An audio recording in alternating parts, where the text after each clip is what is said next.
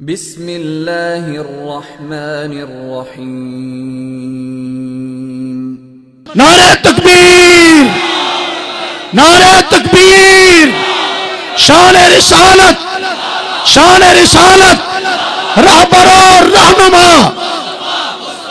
آپ کی آواز ختم ہو گئی ہے۔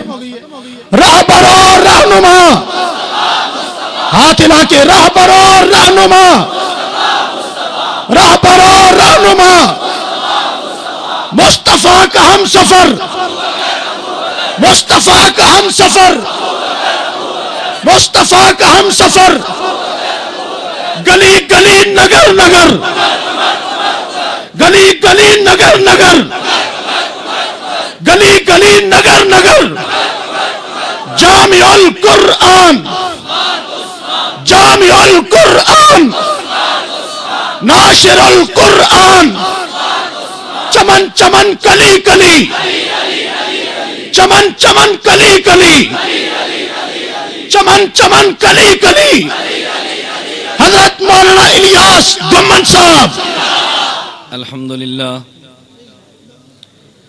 الحمدللہ نحمده ونستعینه ونستغفره ونؤمن به ونتوکل علیہ ونعوذ باللہ من شرور انفسنا ومن سیئات اعمالنا من يهده الله فلا مضل له ومن يضلل فلا هادي له ونشهد ان لا اله الا الله وحده لا شريك له ونشهد ان سيدنا ومولانا محمدا عبده ورسوله اما بعد فاعوذ بالله من الشيطان الرجيم بسم الله الرحمن الرحيم ما آتاكم الرسول فخذوه وما نهاكم عنه فانتهوا عن ابي هريرة رضي الله عنه قال قال رسول الله صلى الله عليه وسلم من تمسك بسنتي عند فساد امتي فله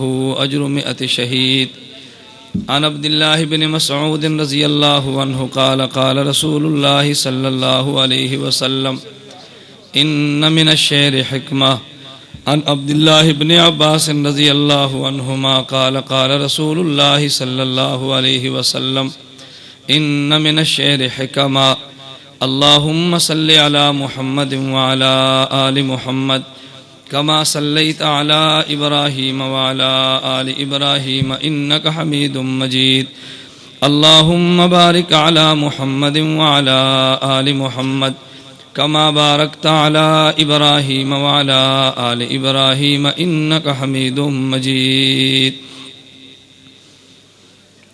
رسول مجتبیٰ کہیے، محمد مصطفیٰ کہیے، رسول مجتبیٰ کہیے، محمد مصطفیٰ کہیے، خدا کے بعد بس وہی ہے، اس کے بعد کیا کہیے۔ شریعت کا ہے یہ اسرار، ختم الانبیاء کہیے، محبت کا تقاضا ہے کہ محبوب خدا کہیے۔ شریعت کا ہے اسرار کہ ختم الانبیاء کہیے، محبت کا تقاضا ہے کہ محبوب خدا کہیے۔ جب ان کا ذکر آئے دنیا سراپا گوش ہو جائے، جب ان کا نام آئے مرحبا صلی اللہ کہیے۔ محمد کی نبوت دائرہ ہے نور وحدت کا، اسی کو ابتدا کہیے، اسی کو انتہا کہیے۔ میری سرکار کے نقش قدم، میری سرکار کے نقش قدم ہے جنت کے فاصلے، یہی وہ منزل ہے جس کو مغفرت کا راستہ کہیے۔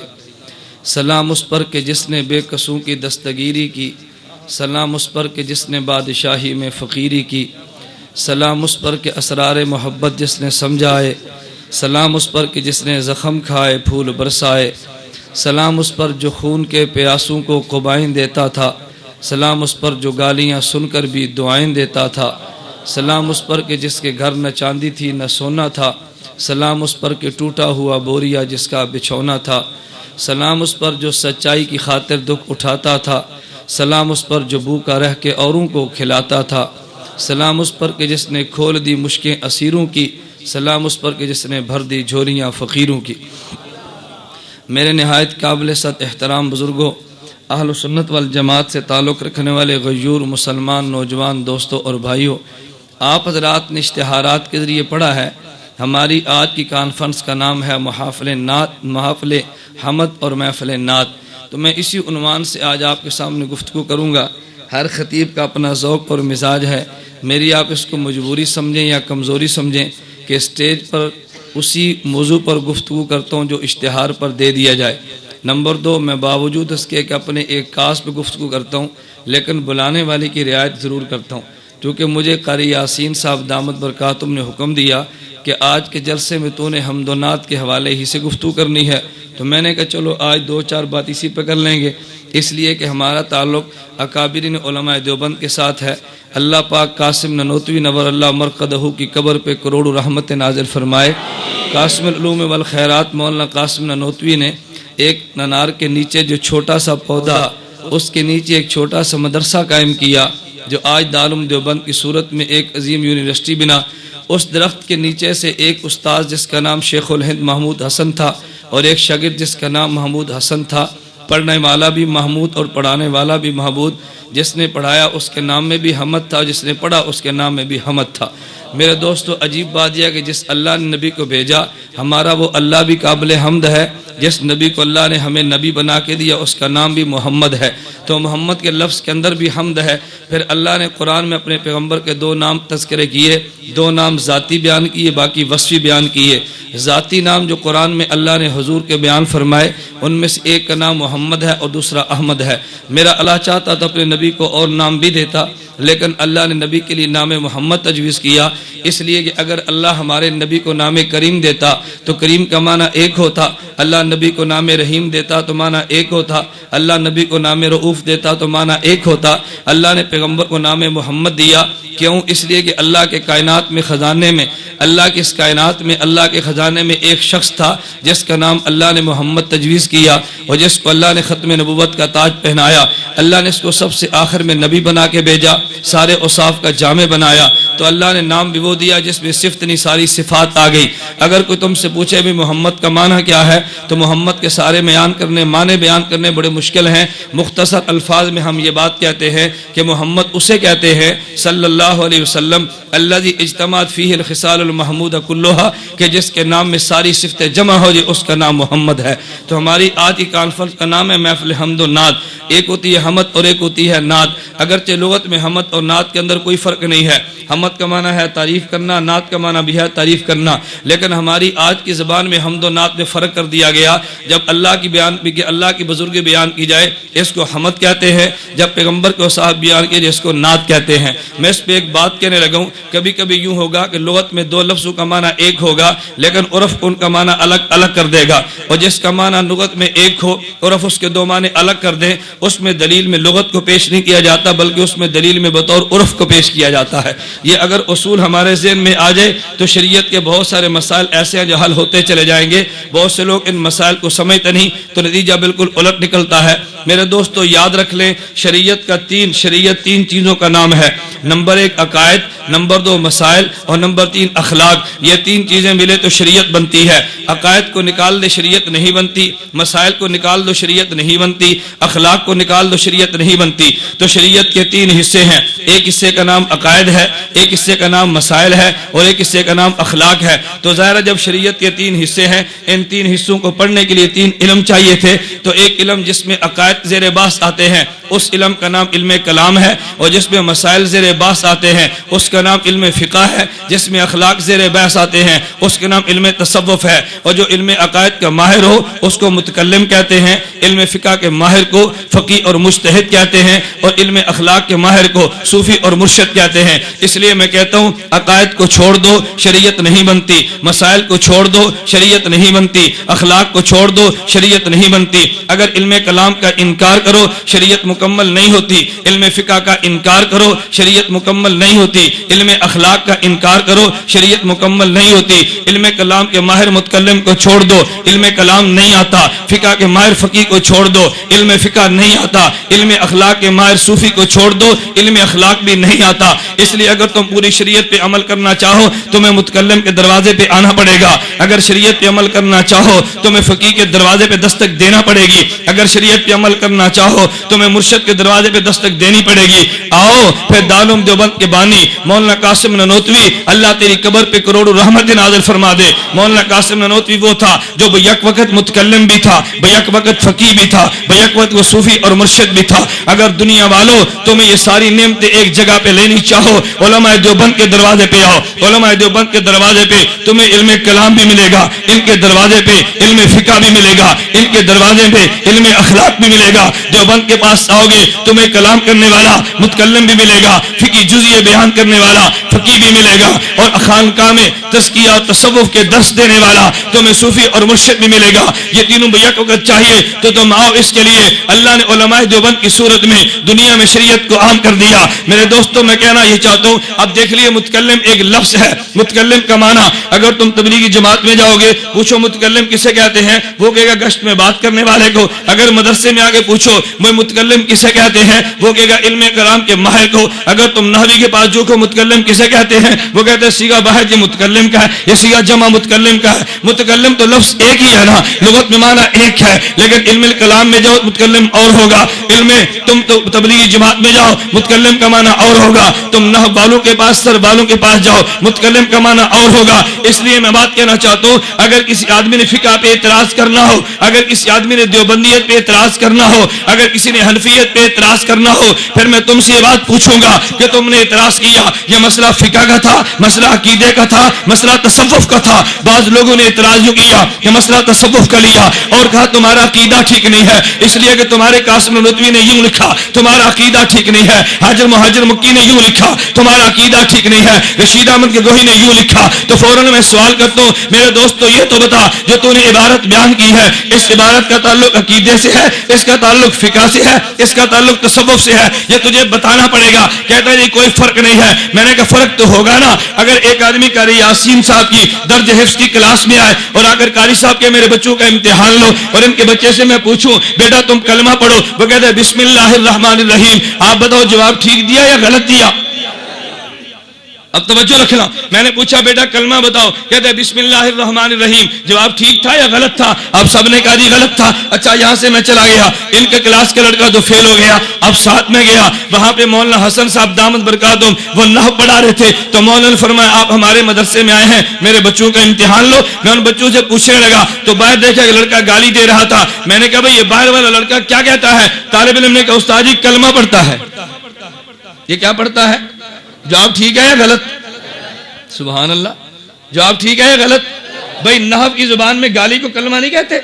नहवियों से पूछो कलमा किसे कहते हैं तो नहवी क्या कहेगा? लफ्ज़ वज़अ लिमान मुफरदिन मुफरदन मुफरदुन, वो माना ये बयान करेगा ना। तो गाली भी तो कलमा है ना। अब देखो अगर तुम हिफ्ज़ की क्लास में आओगे तो यहाँ बिस्मिल्लाह भी कलमा नहीं बनता और नहव की क्लास में आओगे तो गाली भी कलमा बनेगी। तो मालूम क्या हुआ? अगर तुम्हें कलमे की तारीफ करनी है नहव वालों के पास आओगे कलमा और होगा, हिफ्ज़ वालों के पास आओगे कलमा और होगा। मेरे दोस्तों मैं ये बात कहना चाहता हूँ अगर तुमने सवाल अकीदे पे किया तो किताबें अकीदे की खुलेगी, अगर तसव्वुफ पे किया किताब तसव्वुफ की खुलेगी, अगर फिक़ह पे किया किताब फिक़ह पे खुलेगी। तसव्वुफ की बात से ज़ेरे बास लाके अकीदे पे एतराज मत कर, फिक़ह की बात को ज़ेरे बास लाके अकीदे पे बास मत कर, ये तेरी जहालत की दलील है। तो तीनों में फर्क न कर सका और देवबंदी तीनों में फर्क करता है, इसलिए देवबंदी कभी धोखे का शिकार भी नहीं होता।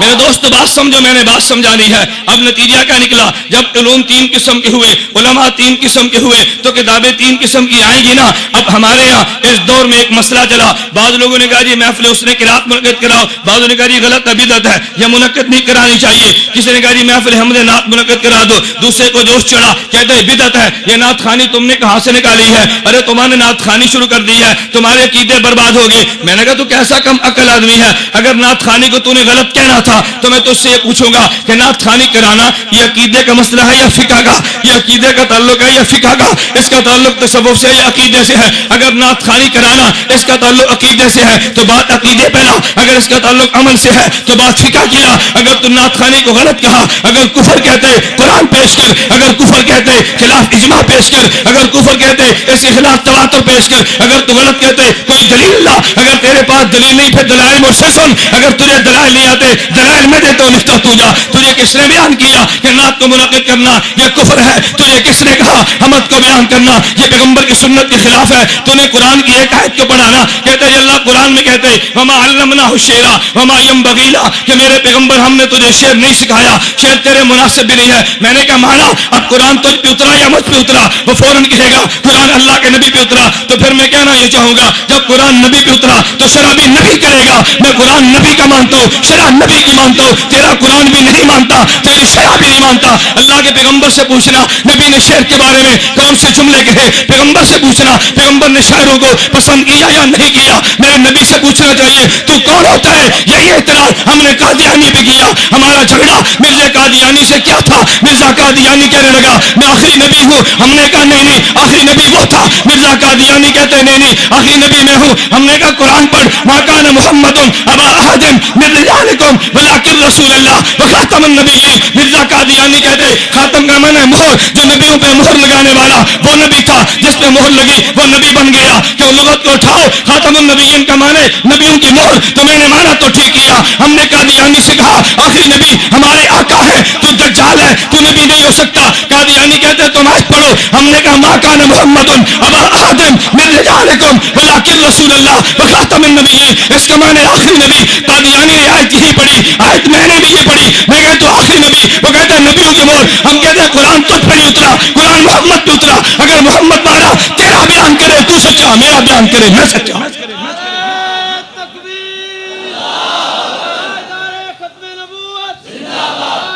ختم نبوت، تاجدار ختم نبوت۔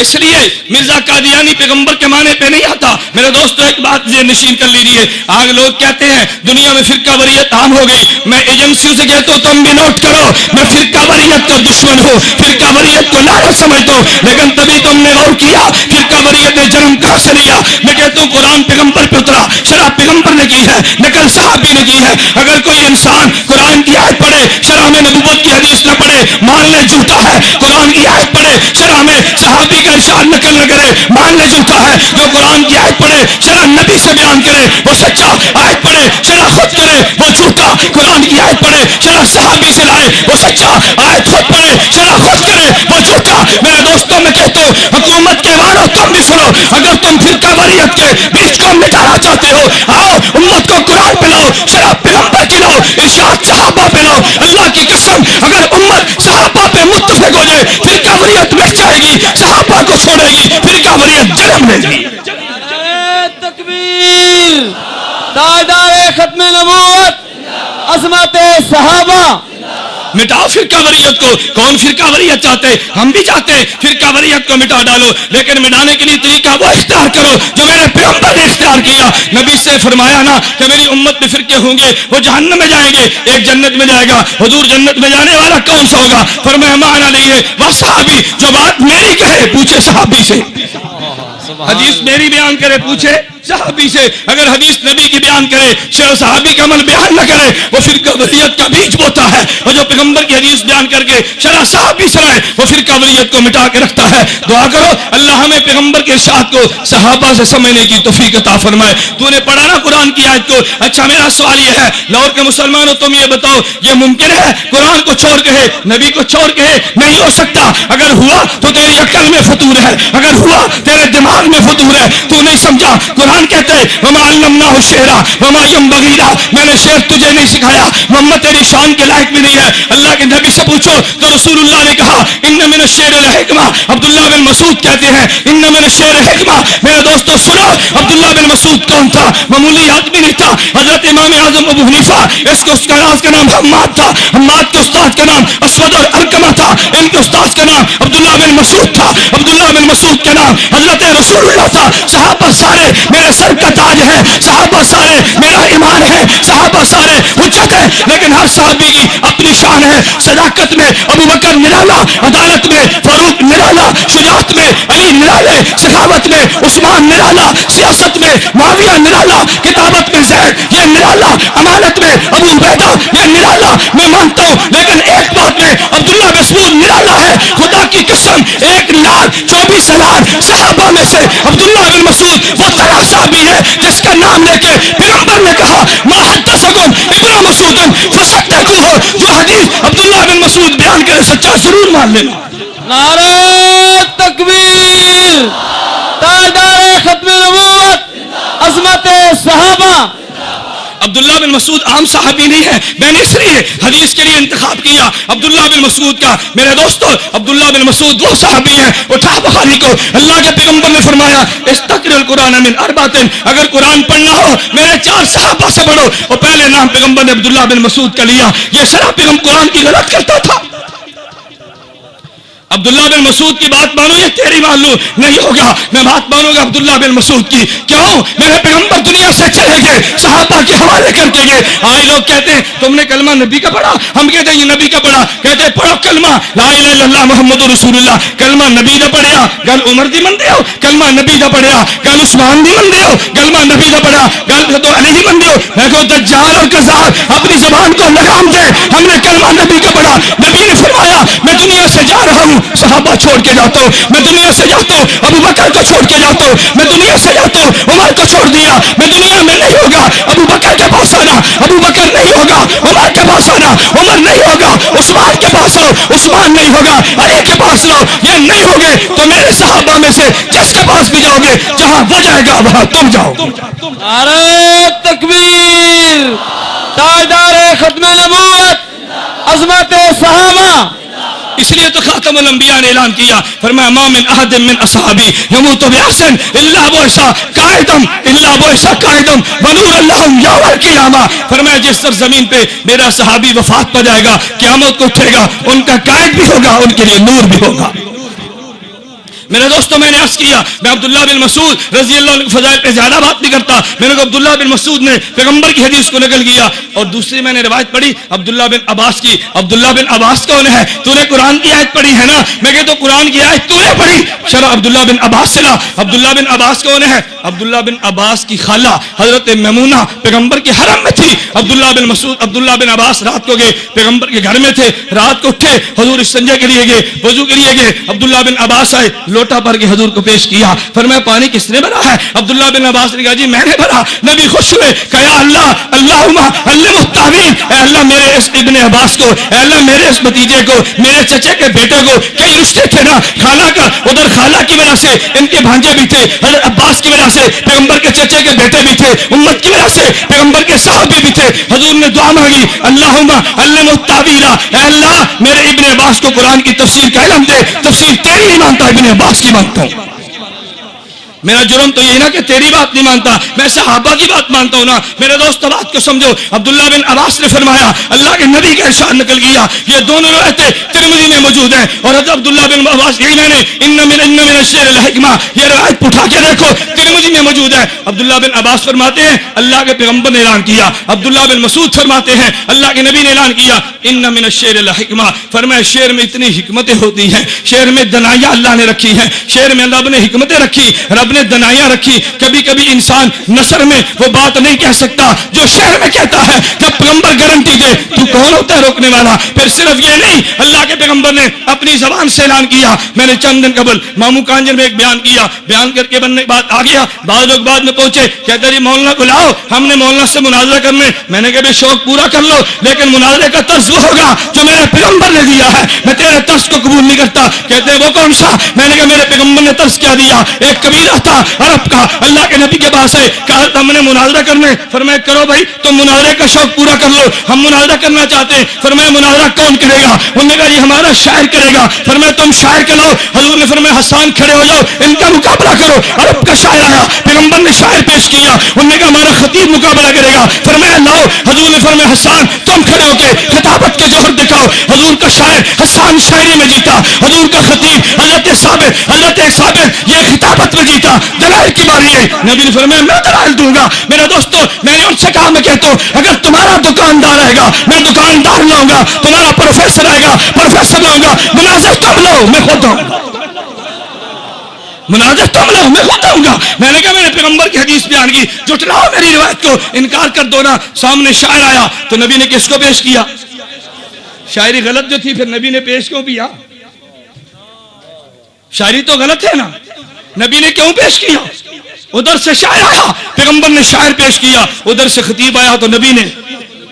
خطابت تو غلط ہے نا، یہ تو بازو چڑھاتے ہیں، یہ تو خلاف سنت باتیں کہتے ہیں، یہ میرا عنوان نہیں ہے، ورنہ میں خطابت پہ دلائل لاتا۔ میرے دوستو خدا کی قسم میں دیوبندیت کے ایک رخ پہ بحمداللہ دلائل رکھتا ہوں، تم سٹیج لگاتے جاؤ میں دلائل دیتا جاؤں گا۔ میں نے ایک جلسے میں علماء سے کہا، میں نے کہا تم کہتے ہو نا جب خطیب تقریر کرتا ہے، تقریر سے قبل کہتے میں نے تمہید باندھی ہے، بیان بعد میں کروں گا، یہ بھی پیغمبر سے ثابت ہے۔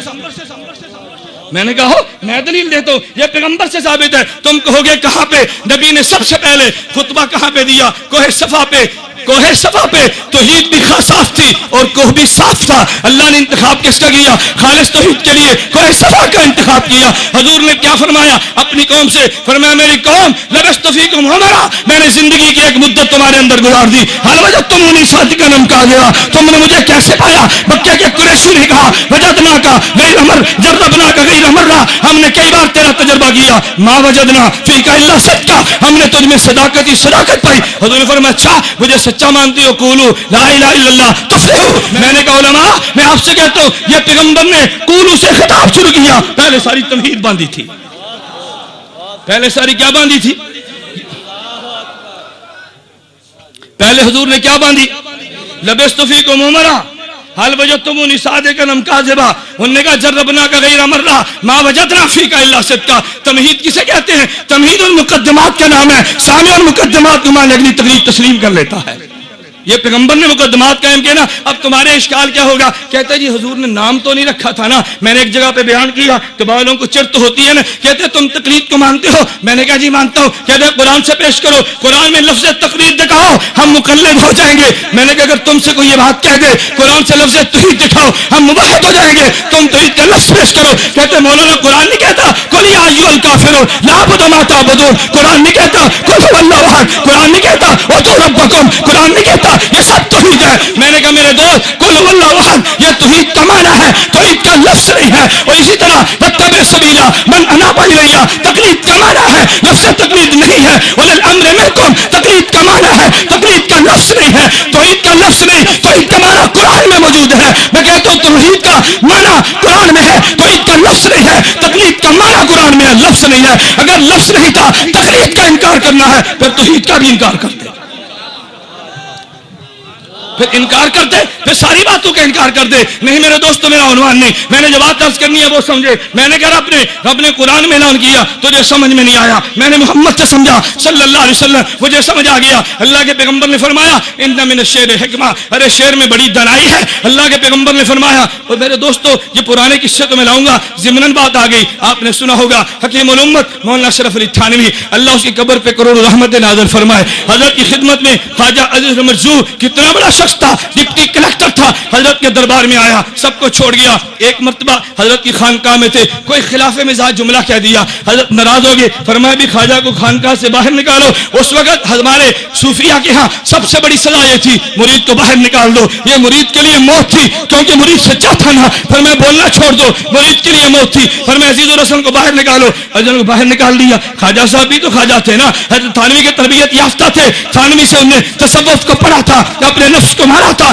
اصلاح کی تھی۔ خواجہ باہر نکلے، خانقاہ سے باہر گئے، خانقاہ سے باہر فٹ پاتھ تھا، اپنے بستر کو لگایا، وہاں لیٹ گئے، ایک پرچی پہ شعر لکھا، اندر بھیج دیا۔ اب شعر کیا تھا سمجھو، کیا شعر میں دنائیاں اللہ نے رکھی ہیں۔ خواجہ عزیز الرسول نے پرچی پہ شعر لکھا، فرمایا وقف سجدہ ہے جبی میرا، اب کیا پوچھنا، آسمان میرا زمین میری، تو در نہ کھولے گا میں در نہ چھوڑوں گا، حکومت اپنی اپنی کہیں تیری کہیں میری، حکومت اپنی اپنی کہیں تیری کہیں میری، وقف سجدہ ہے وقف سجدہ ہے جمی میری، آسمان میرا زمین میری۔ آئے ہے عجیب بات کی، کہتے ہیں تو در نہ کھولے گا میں در نہ چھوڑوں گا، حکومت اپنی اپنی کہیں تیری کہیں میری۔ فرمایا خواجہ صاحب کو اندر لے آؤ۔ خالہ صاحب کو اندر لے آؤ، حکمتیں تو رکھی ہیں لیکن کسی کو نہ آئے اس کا نقصان میرا نہیں، نقصان تیری عقل کا ہے۔ میں دوستوں کو بھی واقعہ سناتا ہوں، اللہ دنائی دے عورتوں کو بھی دے دی۔ آپ نے سنا ہوگا نا، ابو حمزہ ایک عرب تھا، ابو حمزہ ایک عرب تھا، یہ شاعر تھا، اس کے یہاں بیوی تھی، اس کی بیوی کے یہاں بچے پیدا نہیں ہوتے، یعنی نرینہ اولاد نہیں تھی، اس کے ایک بیٹی، دوسری بیٹی، 3 بیٹیاں، 4 بیٹیاں پیدا ہوئی۔ ابو حمزہ نے ارادہ کیا اپنی بیوی کو طلاق دے دوں، کیوں؟ میری بیوی کے یہاں مردر بچہ جو پیدا نہیں ہوتا۔ ہمارے یہاں بھی بس کم عقل لوگ اس بنیاد پہ بیوی کو منحوس سمجھتے ہیں کہ بیوی کے بطن سے نرینہ اولاد پیدا نہیں ہوتی۔ وہ بھی بیوقوف تھا، اس نے بیوی سے علیحدہ ہونے کا ارادہ کیا، طلاق دینے کا عزم کر لیا، اپنے گھر میں نہیں آتا، کسی دوست کے ٹھہرا۔ بیوی نے سوچا میرا خامد ابو حمزہ میرے گھر میں کیوں نہیں آتا، بڑی پریشان ہوئی۔ اس نے سوچا، ایک نتیجے پر پہنچی کہ چونکہ میرے پیٹ سے لڑکے پیدا نہیں ہوتے، لڑکیاں پیدا ہوتی ہیں۔ ابو حمزہ نالا ہو گیا، اس نے عربی میں شعر لکھے، اور شعر لکھ کے ابو حمزہ کو بھیجے، لاہور کے مسلمانوں اس عورت کی دنائی پہ ناش کرو، اللہ نے کتنی عقل اس کو عطا فرمائی تھی۔ اس نے شعر لکھے، کہتے مال ابی حمزہ تھا لا یاتینا غصبانو اللہ نردل بنینا تاللہ ما ذالک فی ایدینا نحن کالارض لزارعینا انہا ناخذ ما اوتینا ننبت ما زرعہ فینا۔ اس نے عجیب بات دیکھی، ابو حمزہ سے کہنے لگی، کہتے مال ابی حمزہ تھا لا یاتینا، ابو حمزہ کو کیا ہو گیا، ہمارے پاس آتا نہیں ہے، غصبانو اللہ نردل بنینا، وہ ناراض ہو گیا، میرے یہاں بیٹا نہیں ہوتا، تاللہ ما ذالک فی ایدینا، اللہ کی قسم یہ میرے بس میں نہیں ہے، نحن کالارض لزارعینا، میری مثال زمین کی ہے، تیری مثال کسان کی ہے، ناخذ ما اوتینا، زمین میں بیج وہی آتا ہے جو کسان ڈالتا ہے، ننبت ما زرعہ فینا، زمین سے بیج وہی نکلتا ہے جو کسان نے ڈالا ہوتا ہے۔ اس نے کہا قصور تیرا یا میرا ہے؟ میرے دوست ابو حمزہ نے کہا مجھے معاف کر دے، مجھ سے غلطی ہو گئی، میں غلطی پر تھا، ایک شعر پڑھانا کیا پلٹ کے رکھ دی۔ اللہ کے پیغمبر نے فرمایا ان من الشعر الحکمہ، حکمت ہے، شعر میں دنائی ہے، لیکن ان کو دنائی ملتی ہے جن کے سر میں عقل ہو، ان کو دنائی ملتی ہے جن کے سر میں عقل ہو تو صحیح نا، اور جس کے سر میں عقل نہ ہو اور جانوروں کی طرح گھومتا پھرے، اس کو دنائی کبھی نہیں ملا کرتی، اس کو شعروں سے بھی نہیں ملتی، پیغمبر کے ارشاد سے بھی نہیں ملتی، اللہ کے قرآن سے بھی نہیں ملتی، اور صحابہ سے نہ ملی تو کیا ہوا، ائمہ سے نہ ملی تو کیا ہوا۔ میرے دوستوں میں عرض کیا یہ شعر پڑھنا یہ پیغمبر کی سنت ہے۔ آپ کہو گے جی وہ کیسے، پیغمبر کی سنت تو شعر پڑھنا نہیں ہے۔ میں کہتا ہوں تو سنت کا معنی نہیں جانتا، اگر تو سنت کا معنی جانتا ہوتا تو پیغمبر کی سنت پہ کبھی اعتراض نہ کرتا۔ میرے دوستوں میں تم سے پوچھتا ہوں، اگر کوئی آدمی آپ سے پوچھے مولوی صاحب اذان دینا سنت ہے، آپ کیا جواب دو گے؟ بولیے بھائی اذان دینا سنت ہے، حضور نے کتنی بار پڑھی؟ باجماعت نماز کے لیے تکبیر پڑھنا سنت ہے، نبی نے کتنی بار پڑھی؟ تو سنت کیسے بنی؟ اگر نبی کے حکم سے صحابی اذان پڑھے وہ سنت، نبی کے حکم سے صحابی قیامت کہے وہ سنت، تو نبی کے حکم سے صحابی شعر پڑھے وہ شعر بھی سنت ہوگا، پھر شعر بھی سنت ہوگا نا۔ ہاں تجھے نہیں آتا میں سناؤں گا، تجھے قصیدے نہیں آتے میں پڑھوں گا، صحابہ نے پڑھے، نبی کے حکم سے پڑھے، یہ پیغمبر نے پڑھے ہیں۔ میرے دوستوں لیکن میں نے عرض کیا ایک ہے حمد ایک ہے نعت، پہلے میں حمد سناتا ہوں پھر نعت سنو، اور حمد کی کس کی؟ میرے دوستوں تیری اور میری نہیں، میں حمد لاتا ہوں اللہ کے نبیوں کی۔ حمد بیان کی ہے ابراہیم خلیل اللہ نے، حمد بیان کی ہے موسیٰ کلیم اللہ نے، حمد بیان کی ہے عیسیٰ روح اللہ نے، حمد بیان کی ہے محمد رسول اللہ نے، اور لکھنے والا کون ہے؟ زرقانی۔ اٹھانا کتب حدیث کو، امام زرقانی کہتے ہیں ابراہیم نے اللہ کی حمد کو بیان کیا، ابراہیم نے حمد کو بیان کرتے یوں کہا الحمدللہ الذی اتخذنی خلیلا، اے اللہ تیرا شکر ہے تو نے مجھے اپنا خلیل بنا لیا، وَأَعْطَانِي مُلْكًا عَظِيمًا، اے اللہ تیرا شکر ہے تو نے مجھے عظیم ملک عطا کر دیا، اے اللہ تیرا شکر ہے وَجَعَلَ أُمَّتِي قَانِتًا يُؤْتَمَّ بِهِ، تو نے مجھے امت کا مقتدا بنا دیا، وَأَنْقَذَنِي مِنَ النَّارِ، مجھے نار سے بچا لیا، وَجَعَلَهَا عَلَيَّ بَرْدًا وَسَلَامًا، تو نے آگ کو مجھے ٹھنڈا کر دیا۔ ابراہیم نے حمد بیان کی، بعد میں کون آئے؟ حضرت موسیٰ، موسیٰ نے حمد بیان کی، اللہ کی حمد کو بیان کرتے ہوئے حضرت موسیٰ نے کہا الحمدللہ الذی کلمنی تکلیما، اے اللہ تیرا شکر ہے تو نے مجھ سے کلام کیا، وجعل ہلاک آل فرعون وبنی اسرائیل علی یدی، اے اللہ تیرا شکر ہے بنی اسرائیل کو آباد کیا، تو نے آل فرعون کو ہلاک کیا میرے ہاتھ پہ کیا، وجعل من امتی قوما یہدون بالحق وبہ یہتدون، تو نے میری امت میں ایک قوم پیدا کی ہے جو ہدایت پہ چلتی ہے، ہدایت کے ساتھ انصاف کرتی ہے۔ حضرت داؤد اٹھے، اللہ کی حمد بیان کی، حضرت داؤد نے کہا الحمدللہ الذی سخر لی الریاح، اے اللہ تیرا شکر ہے تو نے، اے اللہ الحمدللہ الذی اعطانی ملکا عظیما، اے اللہ تیرا شکر ہے تو نے مجھے عظیم ملک عطا کر دیا، اے اللہ تیرا شکر ہے اللہ منی الزبورا، تو نے مجھے زبور دی ہے، الانی الحدیدہ، میرے ہاتھ پہ لوہے کو نرم کر دیا، اے اللہ تیرا شکر ہے وسخر لی الجبال یسبحن والطیر، تو نے پہاڑوں کو میرے ساتھ ملا دیا، اے اللہ تو نے پرندوں کو میرے ساتھ ملا دیا، واعطانی الحکمت وفصل الخطاب، تو نے حکمت دی ہے تو نے خطاب دیا، اے اللہ تیرا شکر ہے۔ حضرت سلیمان آئے، اللہ کی حمد کو بیان کیا, سبحان کہنے لگے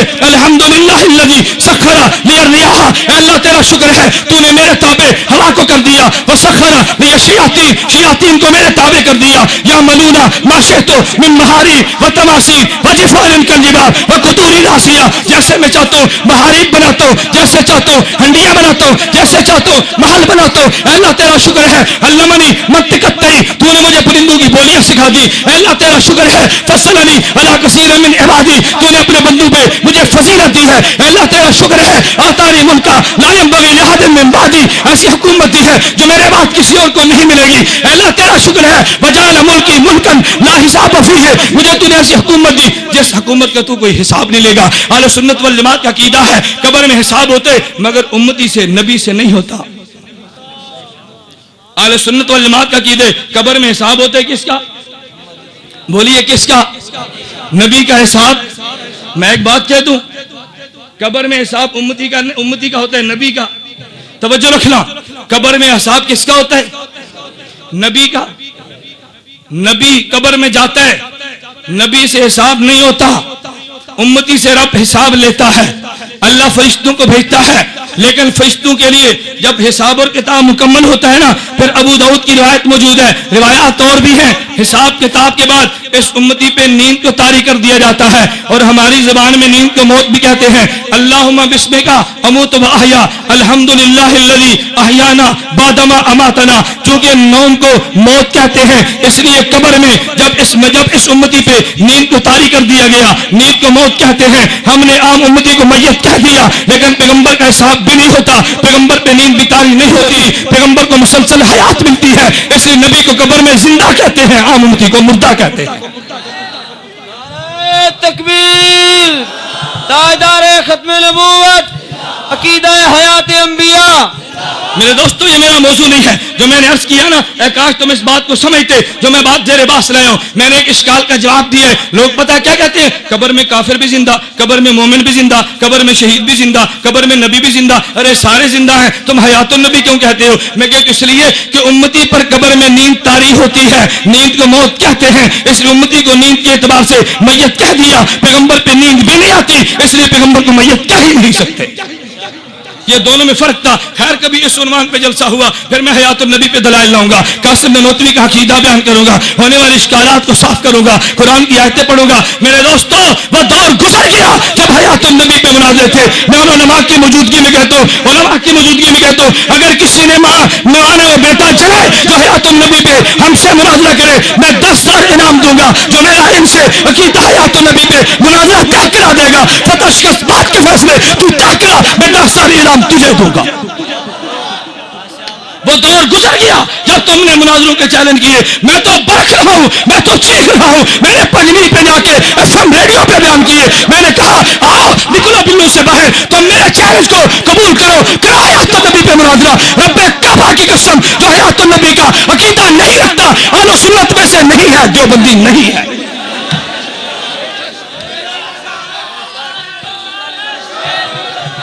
نعرہ تکبیر, تاجدار ختم نبوت, اہل سنت والجماعت علماء دیوبند, عقیدہ حیات النبی. میں نہیں مانتا تمہیں دیوبندی. تم کہو مجھے متنازع, مت پلا مجھے اسٹیج پہ, مت پلا اپنے جلسوں پہ. میں تمہیں دیوبندی نہیں مانتا. تو قاسم نانوتوی کے عقیدے کو قرآن کے خلاف کہے, مولانا خلیل سہارنپوری کو قرآن کا منکر کہے, تو صحابہ کے عقیدے کو قرآن کے منافق کہے, میں تجھے دیوبندی مان لوں, پر میری زندگی پہ لعنت ہے. نہیں مانتا تجھے دیوبندی, تو کر چیلنج. نہیں مانتا دیوبندی, تو کر چیلنج. میں تیرے چیلنج کو قبول کرتا ہوں. لوگوں نے کہہ دیا اس نے امت میں بگاڑ پیدا کیا, امت میں اختلاف پیدا کر دیا. اختلاف تو نے کیا, میں نے اختلاف کو مٹا کے رکھتا ہوں. میں کہتا ہوں آ جاؤ, اگر تم دیوبندی ہو قاسم نانوتوی کے عقیدے پہ دستخط کر دے. اگر دیوبندی ہے شیخ الہند کے عقیدے پہ دستخط کر دے. اگر دیوبندی ہے حسین احمد مدنی کے عقیدے پہ سائن کر دے. اگر دیوبندی ہے المحلت کو مان لے. اگر دیوبندی عقیدہ تو نہیں مانتا, میں تجھے دیوبندی نہیں مانتا.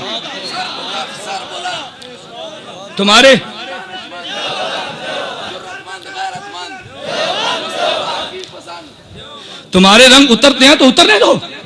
ہم نے بڑا عرصہ گالیاں کھائی ہیں, ہم نے بڑا عرصہ تم سے گالیاں کھائی ہیں.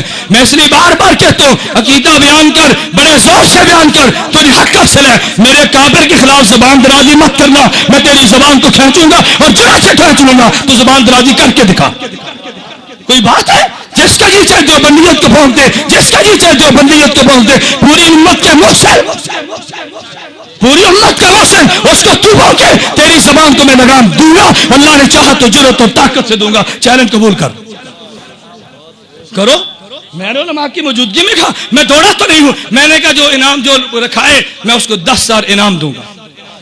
تم انعام لو. یہ انعام ان کے لیے تو نہیں ہے, تم لو.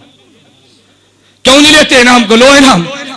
وہ دور گزر گیا, اب واپس گہر لگے ہیں, واپس بحمداللہ تعالی. وقت آنے پہ میں لاؤں گا رپورٹیں تمہارے سامنے. میں نے دوستوں سے کہا نا, کہتے دیوبندی اہل حدیث ہو گئے, اہل حدیث ہو گئے. مولانا معذرت کے ساتھ اب محسوس مت کرو, ان قریب وہ سیڑھیاں میڈیا پر آئیں گی. کتنے اہل حدیث دیوبندی بنے ہیں, 2 سیڑھیاں آ گئی ہیں مارکیٹ میں. اب آپ گنتے چلے جاؤ. وہ بیک گیئر لگ گیا. میں نے آج بھی, یا مولانا سے موجود ہے, میں نے آج بھی ایک غیر مقلدین کی مناظر سے فون پہ کہا, میں نے کہا میرے دوست میں تمہیں مشورے دیتا ہوں, تم عقیدہ بیان کرو, تمہیں حق ہے. مسئلہ بیان کرو, تمہیں حق ہے. اپنے مسائل پھیلاؤ, تمہیں حق ہے. میرے کعبے کو گالیاں مت دو, تم مسائل بیان کرو, میں مسئلہ بیان کروں گا. تم دلیل دو, میں دلیل لاؤں گا. اکابر کو گالیاں دو گے, میں گالی نہیں دوں گا, تیری زبان روک دوں گا. گالی نہیں دوں گا, میں بول جاؤ, میں گالیاں نہیں دوں گا. میں یہ نہیں ہوگا تمہیں گالیاں دوں, لیکن تمہاری زبان کو روکوں گا انشاءاللہ. اور میں رب نے چاہا میں روک کر تمہیں دکھاؤں گا. موت حیات کا مالک رب ہے. جو دن زندگی رب نے رکھ دی ہے وہ کوئی نہیں چھین سکتا. موت رکھ دی ہے, کوئی زندگی نہیں دے سکتا. لیکن رب نے چاہا جن اکابر کا کھایا میں ان کا دفاع انشاءاللہ کر دوں گا انشاءاللہ. تم دیکھو کیسے دفاع نہیں ہوتا, کوئی بات ہے. خیر میرے دوستوں, میں نے عرض کیا عنوان بدل جائے گا. میں نے اتنی بات عرض کی تھی نا, آپ بات کو سمجھے. میں نے عرض کیا میرے پیغمبر پہ قرآن اترا, میرے پیغمبر نے سنت کا مسئلہ بیان کیا نا, تو اگر شاعری پیغمبر نے سنی ہے تو تجھے بھی سنت کہہ دینی چاہیے. میرے دوستوں, میں بات کو مختصر کرتا ہوں. آئیے پیغمبر کی تاریخ پڑھے, پیغمبر کی سیرت پڑھے, صحابہ کی مرویات کو پڑھے. کیا پیغمبر نے سنا ہے یا نہیں؟ میں حمد بیان کر رہا تھا زرقانی کے حوالے سے, جو اللہ کے نبیوں نے بیان کی ہے. حضرت عیسیٰ نے حمد کو بیان کیا. حضرت عیسیٰ فرمان لگے الحمدللہ جعلنی کلمہ, میں اس اللہ کا شکر ادا کرتا ہوں جس رب نے مجھے کلمہ کن سے پیدا کیا. وجعل مثلی مثل آدم خلقہ من تراب ثم قال له کن فیکون. اللہ نے مجھے یوں بنایا جیسے آدم کو کن سے بنایا. جیسے آدم کا باپ نہیں تھا تو میرا بھی باپ نہیں ہے. عیسیٰ نے کہا علمنی الکتاب والتوراۃ والانجیل, رب نے مجھے کتاب کا علم دیا, رب نے انجیل کا علم دیا, رب نے تورات کا علم دیا. میرے لاہور کے دوستوں, میں تمہارے علم کے لیے ایک نکتہ کے طور پہ بات کہہ دوں. حضرت عیسیٰ کے دور میں قرآن نہیں آیا تھا. عیسیٰ سے پہلے تورات آئی, عیسیٰ سے پہلے انجیل آئی, عیسیٰ سے پہلے زبور آئی. عیسیٰ علیہ السلام فرماتے مجھے رب نے انجیل دی ہے, بات سمجھ آتی ہے. مجھے زبور کا علم دیا, بات سمجھ آتی ہے. مجھے تورات کا علم دیا, بات سمجھ آتی ہے. اور عیسیٰ نے یہ کیوں کہا کہ رب نے مجھے کتاب کا علم بھی دیا؟ یہ کیسے فرما دیا کہ مجھے کتاب کا علم بھی دیا؟ اس کی وجہ سنو, اہل سنت والجماعت کا مسلمانوں کا عقیدہ ہے عیسیٰ علیہ السلام آسمان پہ زندہ ہے, اس نے دوبارہ آنا ہے, پیغمبر کا امتی بن کے آنا ہے. جب اسے نبی کا امتی بننا ہے اس کو قرآن کا علم بھی چاہیے تھا. اللہ نے آنے سے پہلے قرآن کا علم بھی دے دیا. آنا جو تھا علم بھی دیا, آنا جو تھا علم بھی دیا نا. میں نے ایک جگہ پہ دوستوں سے کہا قرآن کے حوالے سے میں بات کہہ دوں, مرزا قادیانی کہتے عیسیٰ علیہ السلام فوت ہو گئے, آسمان پہ زندہ اٹھا لیے گئے. ہم نے کبھی قرآن پڑھ, اب قادیانی بھی تو قرآن پڑھتے ہیں نا. لوگ کہتے ہیں قرآن قرآن قرآن قرآن, قادیانی بھی تو قرآن پڑھتا ہے نا. قادیانی کہتے ہیں دیکھو اللہ نے قرآن میں کہا اس قال اللہ یا عیسیٰ, اللہ نے قرآن میں کہا عیسیٰ انی متوفی کا, توجہ رکھنا, انی متوفی کا ورافیوں کا الیہ, اے عیسیٰ میں تجھے وفات دوں گا اور تجھے اٹھا لوں گا. تو پہلے وفات ہے نا, اٹھانا بعد میں ہے. قادیانی کہتے ہیں اب قرآن کا طرز یہ بتاتا ہے کہ پہلے اللہ نے وفات دی پھر اللہ نے اٹھا لیا. ہم مانتے ہیں عیسیٰ آسمان پہ ہے لیکن پہلے موت دی اور پھر اٹھا لیا. ہم نے کہا جی کیسے؟ کہتے قرآن میں ہے اللہ نے فرمایا اس قال اللہ یا عیسیٰ, اے عیسیٰ انی متوفی کا, میں تجھے وفات دیتا ہوں, ورافیوں کا, اور تجھے اٹھا لوں گا. تو پہلے تذکرہ وفات کا یا اٹھانے کا؟ بولیے نا, آپ پریشان مت ہو, جواب میں نے دینا ہے. پہلے تذکرہ وفات کا یا اٹھانے کا؟ اب مرزا قادیانی کہتے ہیں جی پہلے اللہ نے وفات کا فرمایا پھر اٹھانے کا فرمایا. یہی بات تو میں کہتا ہوں, پہلے وفات دی ہے پھر اٹھا لیا. میں کہتا ہوں عقل کے اندھے, تو آنکھ کا بھی اندھا تھا, عقل کا بھی اندھا تھا. قرآن سمجھتا بھی نہیں تھا, دیکھتا بھی نہیں تھا. یہی تیرا نقصہ, تو نے دیکھا تو وہ بھی یاد تھا, سمجھا تو وہ بھی یاد تھا. تیرا قصور نہیں, تیری عقل اور آنکھ کا قصور تھا. بدبخت تو نے قرآن کے اسلوب پہ غور کیا. اصل مسئلہ کیا تھا؟ عیسیٰ علیہ السلام دوڑے, یہودی پیچھے تھے. عیسیٰ علیہ السلام کمرے میں چھپے, اب یہودی باہر کھڑے ہیں. عیسیٰ علیہ السلام بھی انسان تھے, عیسیٰ علیہ السلام بھی تو بشر تھے نا, بشری تقاضے بھی تھے. عیسیٰ نے اللہ سے دعا مانگی, یا اللہ میری حفاظت فرما. اللہ نے فرمایا عیسیٰ تو نے گھبرانا نہیں ہے, تجھے وفات تو میں دوں گا. اللہ وفات تو دے گا, یہ تو باہر کھڑے ہیں میری جان لے لیں گے. اللہ فرماتا ہے نہ عیسیٰ انی متوفی گا, وفات میں نے دینی ہے. جب وفات میں دوں گا یہ تجھے مار نہیں سکتے, زندگی موت میرے ہاتھ میں, ان کی بس میں نہیں ہے تجھے مارنا. گھبرانا نہیں, انی متوفی گا, وفات میں دوں گا. اے اللہ کیسے دوں گا, یہ تو پہنچے. رب نے کہا برافیوں گا تجھے اٹھا لیتا ہوں. نہیں کہا, رب نے فرمایا میں تجھے اٹھا لیتا ہوں. پہلے متوفی کا کہہ کے رب نے تسلی دی ہے, رافع کہہ کے اٹھا لیا ہے. قرآن کا معنی تو یہ تھا, لیکن عقل کے اندھے اور آنکھ کے کانے تو نے قرآن کو نہ سمجھا اور اعتراض عیسیٰ علیہ السلام پہ کر دیا. میرے دوستو عیسیٰ علیہ السلام نے یہ بات کہی, میں نے اس لیے کہا ہمارا عقیدہ عیسیٰ علیہ السلام آسمان پہ زندہ ہے اور عیسیٰ علیہ السلام دوبارہ آئیں گے. عیسیٰ علیہ السلام زندہ ہیں, آئیں گے. اور ایک اور میں بات کہہ دوں, عیسیٰ علیہ السلام ذوق تازہ ہو, میں ایک بات کہہ دوں, عیسیٰ علیہ السلام آئیں گے دنیا میں فتنے مٹانے کے لیے. دنیا میں فتنے, توجہ رکھنا, دنیا میں فتنے. لیکن عیسیٰ علیہ السلام فتنے کیسے مٹائیں گے, دلیل سے یا طاقت سے؟ طاقت سے. کیسے مٹائیں گے؟ دلائل کا دور تو گزر گیا, دلائل میں برہان مکمل ہو گیا. عیسیٰ علیہ السلام اٹھائیں گے, دلیل سے نہیں عمل سے فتنے مٹائیں گے. سارے فتنے مٹ گئے, یہودیت کا, عیسائیت کا, مرزائیت کا. اللہ کے پیغمبر فرماتے ہیں اٹھاؤ, یہ روایت مسند ابو یعلا میں موجود ہے. ابو ہریرہ فرماتے ہیں رضی اللہ عنہ, حضرت عیسیٰ علیہ السلام فتنے مٹا کے پیغمبر کے روزے پہ جائیں گے. پیغمبر پہ فتنہ باقی ہے نا, نبی سنتا ہے یا نہیں سنتا؟ اب قبر پہ جائیں گے. اللہ کے پیغمبر فرماتے ہیں, نبی نے, اللہ کے پیغمبر فرماتے ہیں, حضور نے اعلان کیا, فرمایا عیسیٰ علیہ السلام جب آئیں گے نا, لَيَنزِلَنَّ عِيسَىٰ ابْنُ مَرْيَمَ إِمَامًا حَكَمًا عَدْلًا. عیسیٰ علیہ السلام آسمان سے اتریں گے, امام حکم عدل بن کے اتریں گے. فَلَيُسْلِبَنَّ الصَّلِيبَ, صلیب کو توڑ دیں گے. وَلَيَقْتُلَنَّ الْخِنزِيرَ, خنزیر کو مار دیں گے, یعنی عیسائیت کو مٹا دیں گے, یہودیت کو مٹا دیں گے. وَلَيُعْرَضَنَّ عَلَيْهَا الْمَالُ فَلَا يَقْبَلُهُ, مال کی پیشکش ہوگی, عیسیٰ ٹکرا دے گا. جب حضرت عیسیٰ سارے فتنے مٹا دیں گے, نبی نے فرمایا ثم لئن علی قبری, پھر عیسیٰ میری قبر پہ آئیں گے اور کہیں گے یا محمد یا محمد لأجیبن. عیسیٰ محمد کہے گا میں جواب دوں گا. عیسیٰ علیہ السلام یا محمد کہیں گے میں جواب دوں گا. تو فتنے عمل سے مٹیں گے. اس فتنے کو بھی عیسیٰ اپنے عمل سے مٹا دیں گے, اس فتنے کو بھی عمل سے مٹائیں گے. ثم لئن قام علی قبری, میری روایت پہ جڑا کر, میری روایت پہ بحث کر, میرے راویوں کی سرحد پہ اعتراض کر, مناظرے کا میدان گرم کر, میری روایت پہ کر جڑا. آؤ نا میری روایت پہ جڑا کرنا, میں دیکھتا ہوں میری روایت پہ جڑا کیسے لاتے. جس راوی پہ تو نے جڑا کرنی ہے, بحمداللہ میری اس روایت میں وہ راوی موجود نہیں ہے. آ تو صحیح نا, یہ مناظرے کے دن کی باتیں ہیں. میرے دوستوں میں نے عرض کیا عیسیٰ علیہ السلام آئیں گے انشاءاللہ, ہمارا اہل سنت والجماعت کا عقیدہ ہے عیسیٰ علیہ السلام آئیں گے. میں نے عرض کیا عیسیٰ نے اللہ کی حمد بیان کی ہے. عیسیٰ سے فرمانے لگے وجعلنی, اللہ تو نے مجھے معجزہ دیا, کون سا؟ ابر الاکمہ والابرص وحی الموتى باذن اللہ. عیسیٰ علیہ السلام کہنے لگے وجعلنی, اللہ تو نے مجھے معجزہ دیا کہ میں تیرے حکم سے, اللہ تو نے مجھے معجزہ دیا, میں اخلق من الطین, اخلق من الطین کہیات الطیر فانفخ فیہ فیکون طیرا باذن اللہ. حمد عیسیٰ کی مکمل ہوگی. اب آئی میرے نبی کے باری, حضور نے حمد بیان کی. میرے دوستو آؤ محفل حمد منعقد کرنے والوں, پیغمبر کی حمد بھی سنو. اللہ کے پیغمبر نے حمد بیان کی, فرمایا الحمدللہ الذی ارسلنی رحمتا للعالمین وکافۃ للناس بشیرا ونذیرا وجعل امتی خیر امۃ اخرجت للناس وجعل امتی هم الاولین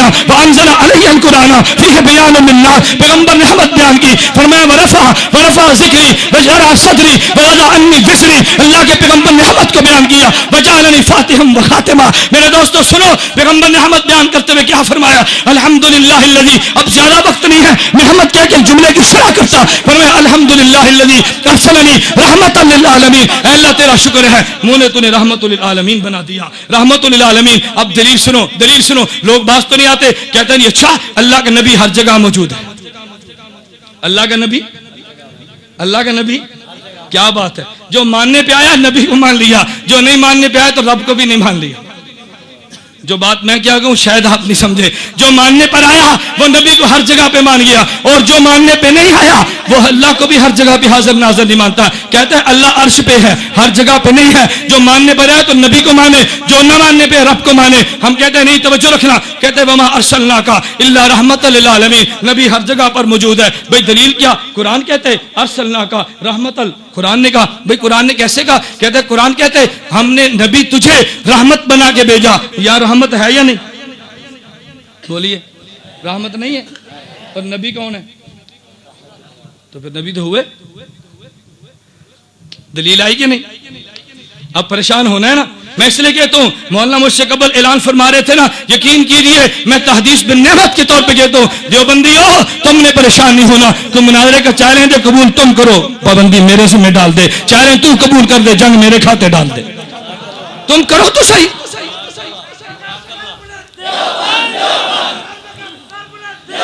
وما ارسلناک الا رحمت للعالمین. کہتے اللہ نے نبی کو رحمت بنا کے بھیجا. اچھا یہاں رحمت ہے؟ جی ہے. پھر نبی بھی ہے. میں نے کہا بہت اچھی بات ہے. اچھا میں تجھ سے سوال پوچھتا ہوں. میرا ایک سوال ہے, کیا کعبہ بیت اللہ ہے؟ کہتا ہے جی ہے. میں نے کہا یہاں بھی؟ کہتا ہے یہاں بھی. میں نے پھر کعبہ بھی یہاں پر ہے؟ نہیں سمجھے, نہیں سمجھے بھئی. ہم کہتے ہیں کعبہ بیت اللہ, تو یہاں کا بیت اللہ, یہاں کا کعبہ کون سا ہے؟ نہیں سمجھے بھئی. یہاں کا کعبہ کون سا ہے؟ بیت اللہ ہی ہے نا. اب تو نے کہا تھا نا کہ نبی رحمت ہے, تو رحمت یہاں بھی ہے, نبی یہاں بھی ہے. میں بھی کہتا ہوں کہ کعبہ بیت اللہ ہے, تو یہاں کا بھی کعبہ وہی بیت اللہ, وہاں کا بھی وہی بیت اللہ, یہاں بھی وہ وہاں بھی وہ. پھر کعبہ کو ہر جگہ مان لے. کہتا نہیں نہیں کعبہ ہے تو وہاں, لیکن رخ یہاں پہ. میں کہتا ہوں نبی وہاں پہ, رخ یہاں پہ. نہیں مانتا. میں ایک اور بات کہتا ہوں, میں مانتا ہوں پیغمبر کی رحمت یہاں پہ, پیغمبر وہاں پہ. یہ ایسا ہی ہے میرے دوستو. آسمان پہ سورج طلوع ہوتا ہے, سورج زمین پہ نہیں ہوتا. سورج وہاں پہ, چڑھنے یہاں پہ, پیغمبر وہاں پہ, رحمت یہاں پہ. تکبیر. تاجدار ختم نبوت, تاجدار ختم نبوت. یہ عجیب بات ہے ظالم, تو پیغمبر کے نور کو چاند سے بھی کم مانتا ہے, پیغمبر کی رحمت کو سورج سے کم مانتا ہے. اگر سورج وہاں پہ رہ کے کروڑوں کلومیٹروں کو روشن کر سکتا ہے, پیغمبر مدینہ میں زندہ رہ کے عالم رحمت کیوں نہیں بانٹ سکتا؟ اس لیے میں کہتا ہوں سورج وہاں پہ, روشنی یہاں پہ, سورج وہاں پہ, حرارت یہاں پہ, سورج وہاں پہ, کرنیں یہاں پہ. میرا محمد روزے میں زندہ, حضور کی رحمت پوری دنیا میں موجود ہے. حضور نے مدح بیان کی, الحمدللہ الذی ارسلنی رحمت للعالمین. میں نے عرض کیا نا میں وقت کی قلت کی وجہ سے جملے کاٹ رہا ہوں, ورنہ میں ایک ایک جملے کی رب کعبہ قسم شرح بیان کرتا. حضور نے اعلان کیا, فرمایا لوگوں تم نہیں جانتے مجھے بشیرا نذیرا بنایا. یہ سب آپ نے سنا. اللہ کے پیغمبر نے آخر میں کہا وجعلنی فاتحہ و خاتمہ. فرماتے ہیں حضور نے مجھے, اللہ نے مجھے اول بھی بنایا آخر بھی بنایا. جب کوئی نہیں تھا رب نے میری روح کو پیدا کیا, جب کوئی نہیں ہوگا تب بھی میری نبوت کے چرچے ہوں گے. میں اول بھی ہوں, مجھے آخر بھی ہوں. اللہ کے پیغمبر اول بھی تھے, اللہ کے پیغمبر آخر بھی تھے. مجھے اس پہ قصہ یاد آیا. مولانا قاسم نانوتوی اللہ اس کی قبر پہ کروڑوں رحمت نازل فرمائے. مباحثہ شاہ جہان پور تھا, مناظرہ طے ہوا. مناظرہ کس سے تھا؟ آریہ ہندو سے. مولانا قاسم نانوتوی دارالعلوم دیوبند سے چلے مناظرے کے لیے, شاہ جہان پور میں پہنچے مباحثے کے لیے. ہندو آریہ پنڈت آئے, مولانا قاسم نانوتوی سے کہا حضرت آپ بڑے ہیں, آپ بزرگ ہیں, آپ مناظر ہیں, آپ سرتاج ہیں ہمارے, آپ سیر پہ تشریف لائیے, آپ اپنے دلائل پہلے دے, ہم دلائل بعد میں دیں گے. مولانا فرمایا نہیں نہیں نہیں, دلائل تم پہلے دو, میں دلائل بعد میں دوں گا. ہندو کہنے لگا حضرت آپ پہلے آئے, آپ بڑے ہیں. فرمایا تم نہیں جانتے میں نے اس نبی کا کلمہ پڑھا جو آخری نبی ہے, میری باری بھی بعد میں ہے,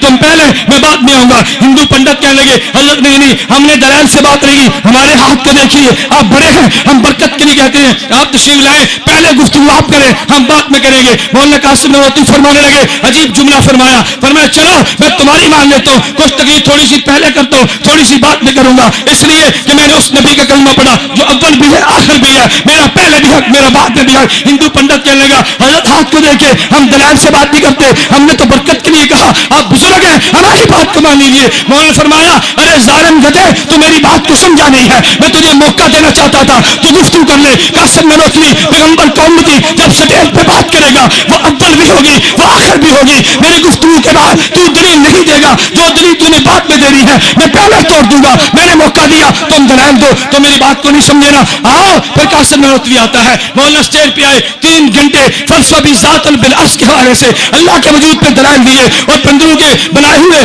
بتوں کے دلائل کو ختم کر دیے. مولانا جب دلائل دے رہے تھے 3 گھنٹے دلائل دیے. دلائل کے بعد ہندو پنڈت کھڑا نہیں ہوا, ہندو سائرس موجود تھا, اس نے کھڑے ہو کے قاسم نانوتوی رحمہ اللہ کی فتح کا اعلان کیا, اور ساتھ جملہ کہا, کہتا ہے لوگوں آج قاسم نانوتوی نہیں بولتا تھا, انسان کی زبان پہ الہام کا فرشتہ بولتا. نعرہ تکبیر.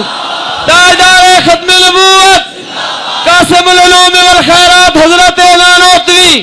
پھر مولانا قاسم نانوتوی رحمہ اللہ تعالیٰ جیت کے میدان مناظرہ کو مار گیا. نیچے اترے دیوبندی فرزند تھے نا, ہندو پنڈت پھر آئے, ایک حملہ اور کیا. پنڈت تھے نا, حملہ تو کرنا تھا. میرے دوستو یاد رکھنا, شیطان دو حملے کرتا ہے. نمبر 1, کوئی آدمی نیک عمل نہ کرے, اگر نیک عمل کر لے اس کو ضائع کر دے. پہلا حملہ شیطان کا کامیاب نہ ہوا, قاسم نانوتوی عمل کر گیا, اب دوسرا حملہ کیا, اس کے عمل کو برباد کر دوں. ہندو پنڈت آئے, کہنے لگے مولانا ہماری, اللہ اکبر, ہندو پنڈت نے کیسی گیم کھیلی. کہتے مولانا افسوس کیا مسلمانوں میں قاسم نانوتوی ہے, اگر آپ ہندو میں ہوتے نا آج آپ کے بت بنا کے دلی کے چوک چوک پہ تمہاری پوجا کی جاتی. مسلمان نے تیری قدر نہیں کی. مجھے کہہ دے تو میں نے کہا گل تو سچی ہے, قدر نہیں کی, میرے مرن تو بعد نے رونا ہے. جینے دو بندی قدر نہیں کرتے, میں نے تو بھول جانا تھا, وہ تو قاسم نانوتوی تھا. فرمانے لگے اس ہندو پنڈت نے کیا کہا, کہتے مولانا اگر تم ہندو کے اندر ہوتے تو دلی کے چوک چوراہے پہ تمہارے بت بنا کے پوجا کی جاتی, مسلمان تمہاری قدر نہیں کرتا. مولانا قاسم نانوتوی فرمانے لگے, فرمایا ہندوؤں تمہارے اندر قاسم ہوتا جو کوئی نہیں, ایک جنے تم ان کے بت بنا کے پوجتے ہو. میرے محمد کی ختم نبوت کے سلے میں گلی گلی قاسم نانوتوی رہتے, کس کس کے بت بنا کے مسلمان پوجے گا. سر بکف سر بلند, فضل خدا بند, مصطفیٰ کو پسند. میرے دوستوں میں نے عرض کیا مولانا قاسم نانوتوی تھا, تواضع میں ساری بات کو ختم کر گیا اور میدان یہ بھی جیت گیا, وہ بھی جیت گیا. میرے دوستوں میں عرض کرنے لگو یہ حمد وہ جیت تھی اللہ کے نبیوں نے بیان کی. میں نے زرقانی کا حوالہ کیا, جاؤ اپنے گھروں میں جا کے کتب حدیث کو کھنگالو کہ ہمارے مناظر نے حوالے غلط تو نہیں دیے, کی بات غلط تو نہیں کی ہے, حمد میں غلطیاں تو بیان نہیں کی ہیں. جو غلطی نکلے پھر مجھے بھی آپ نوٹ فرما دیں, میں اپنی اصلاح کر دوں گا. میں اگلی بات کرنے لگا, یہی اللہ کے پیغمبر تھے. ابو سفیان نے ابھی کلمہ نہیں پڑھا, اللہ کے نبی بھی مذمت میں قصیدہ پڑھا. حضور آئے, مسلم شریف جلد نمبر 2 صفحہ نمبر 300 پہ روایت موجود ہے. اللہ کے پیغمبر نے حسان کو بلایا, فرمایا حسان آؤ تم سے کام ہے. حسان نے پوچھا حضرت وہ کون سا کام مجھ سے, فرمایا تم نہیں جانتے, آج میری مذمت میں ابو سفیان نے شعر پڑھے, اس میں حسان میرا جی چاہتے اس کا جواب دے, لیکن ایک بات کو یاد رکھنا, یہ ابو سفیان اور میرا اوپر جا کے نسب ملتا ہے, نسب کا خیال کرنا. ابو بکر کے پاس جا, ان سے نسب کو سیکھ کرا. حسان نے واپس آئے, کہا حضرت میں نسب کو سیکھ لیا, مجھے اجازت دے, میں حضرت ابو مجھے اجازت دے میں قصیدے کا جواب دوں. فرمایا اجازت ہے. حسان نے کہا یا رسول اللہ میں آپ کو نسب کو ابو سفیان کے نسب سے یوں الگ کر دوں گا جیسے بال کو آٹے سے الگ کیا جاتے, مجھے اجازت دیجیے. پیغمبر نے اجازت دی. حسان کھڑے ہوئے, اب کفار کو چیلنج کر کے حسان کہنے لگے حجوت محمدن بلن تقیہ, حجوت محمدن فاجبت عنہ فعند اللہ فی ذاک الجزاء, حجوت محمدن بلن تقیہ رسول اللہ شیمت الوفاء, فإن ابی ووالدی وعزی بعز محمد منکم بقاء, سکلت بنیتی علم تروها, سکلت بنیتی علم تروها, تصير لك من كنفي كداء, جبارين الأئمة مسعدات, جبارين الأئمة مسعدات على أكتاف الأسر الزماء, تذل جيادنا متمترات تلتمهن بالخمر النساء, فإن آرس منا تمنى وكان الفتو من كشف الغطاء, وإلا فاصبروا لسراب يوم يعز الله فيه من يشاء, وقال الله قد أرسلت عبدا يقول الحق ليس به خفاء,